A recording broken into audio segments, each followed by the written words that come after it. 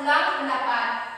Selanjutnya itu ada ciri-ciri teks eksposisi. Di dalam sebuah teks eksposisi pasti memiliki, di dalam teks apapun pasti memiliki ciri-ciri. Nah, dari ciri-ciri teks eksposisi ini memiliki gaya informasi yang ada. Terus menggunakan kata baku. Oke. Menggunakan kata baku. Terus Kaidah pembahasan. salah. Terus itu menjabarkan informasi-informasi yang bermanfaat agar si pembaca dapat menambahkan wawasan atau ilmu yang kurang menjadi bertambah, bukan besar. Tidak memihak kepada siapapun, misalnya dia memprovokatorkan si A gini-gini, si B gini, tidak, dia tidak memihak si A atau si B. Dia bersifat netral. Nah, terus juga bersifat objektif. Terus penegasan data-datanya itu akurat, fakta. Data-datanya bukan opini dari si penulis, tapi data-data yang dicari itu secara fakta, peristiwa yang benar-benar terjadi. Jadi jika si pembaca ini membaca teks eksposisi, jangan diragukan lagi karena data dari teks eksposisi ini itu fakta, tidak dibuat-buat, tidak dibuat-buat atau opini seorang penulis. Terus ada kaidah kebahasaan. Nah, kaidah kebahasaan teks eksposisi ini terbagi menjadi 4. Ada pronomina, konjungsi, nomina, dan verba atau kata kerja. Sampai di sini sudah paham? Ada yang ingin ditanyakan? Tidak ada? Benar, sudah paham? Kalau ibu nanti tugaskan untuk membuat sebuah teks eksposisi bisa? Bisa? Bisa?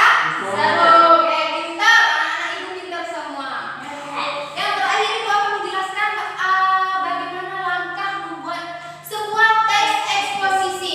Nah, dalam teks eksposisi ini kita untuk lebih gampang atau lebih senangnya membuat sebuah teks eksposisi, kita harus memperhatikan apa saja langkah untuk membuat teks eksposisi. Nah, yang pertama itu kita akan menentukan tema.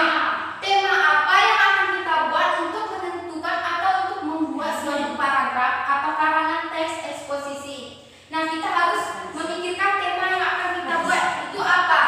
Paham? Terus yang kedua, tujuan karangan. Nah, setelah kita menentukan tema, kita akan membuat tujuan karangan, tujuan teks eksposisi yang akan kita buat itu apa? Dari sebuah tema yang sudah kita tentukan tadi. Terus memilih data yang sesuai dengan tema. Nah, untuk memilih data kita tidak boleh melenceng atau tidak sesuai dengan tema yang kita buat. Paham? Nah, terus setelah kita susun tema, tujuan, memilih data tadi, kita kan sudah menjadi karangan ini. Data-data yang kita cari sudah menjadi beberapa paragraf.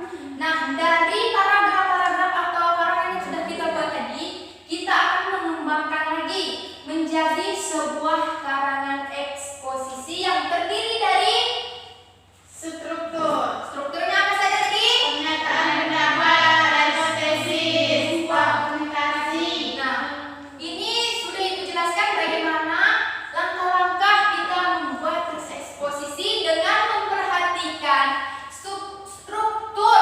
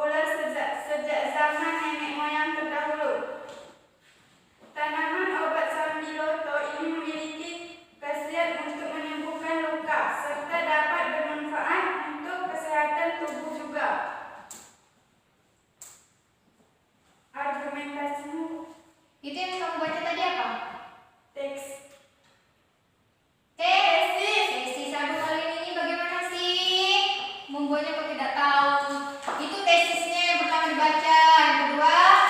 Yang kedua argumentasi, Bu. Ya, baca argumentasinya. Dengan banyaknya kaset yang terkandung dalam tanaman ini, maka banyak sekali produk komersial yang dapat dihasilkan. Namun tidak banyak pula orang yang mengetahuinya. Menurut beberapa peneliti, banyak sekali khasiat yang terkandung dalam tanaman obat Sambiloto ini. Tanaman Sambiloto ini meliputi tanaman obat Sambiloto terdapat bagian yang dapat dimanfaatkan untuk penyembuhan luka. Hal tersebut dibuktikan dengan cepatnya penyembuhan luka akibat terbakar maupun cedera. Tanaman obat Sambiloto juga dapat menyembuhkan penyakit panas karena mengandung antipiretika, bahkan dapat pula mengobati tekanan darah tinggi. Jenis tanaman ini juga dapat bermanfaat untuk mencegah penyakit kanker seperti jenis penyakit Trophoblas maupun tumor paru. Namun obat Sambiloto juga dapat mengobati beberapa penyakit seperti diare, malaria, gatal-gatal, sakit perut, disentri basilar, tifoid, dan sebagainya. Pengawasan ulang berdasarkan Tadi yang kamu baca itu apa? argumentasi. Iya. Kan ibu bilang setiap paragraf yang kamu baca kamu sampaikan. Yang kamu baca itu argumentasi kah, pernyataan pendapat atau tesis kah? Mengerti? Kelompok selanjutnya jangan diikuti ya kelompok yang pertama ini. Lanjut.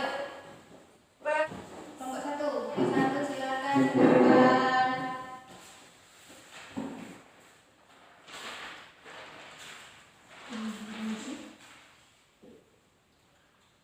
Judulnya apa sih? Juga hindari klub pelaku korupsi. Oke. Setiap wilayah yang sedang melakukan pemilihan umum dan memilih calon gubernur, maka harus dilaksanakan secara tegas, ketat, serta jujur.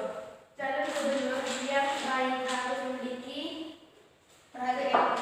kriteria agar tidak melakukan penyimpangan kekuasaan serta menjauhkan wilayah tersebut.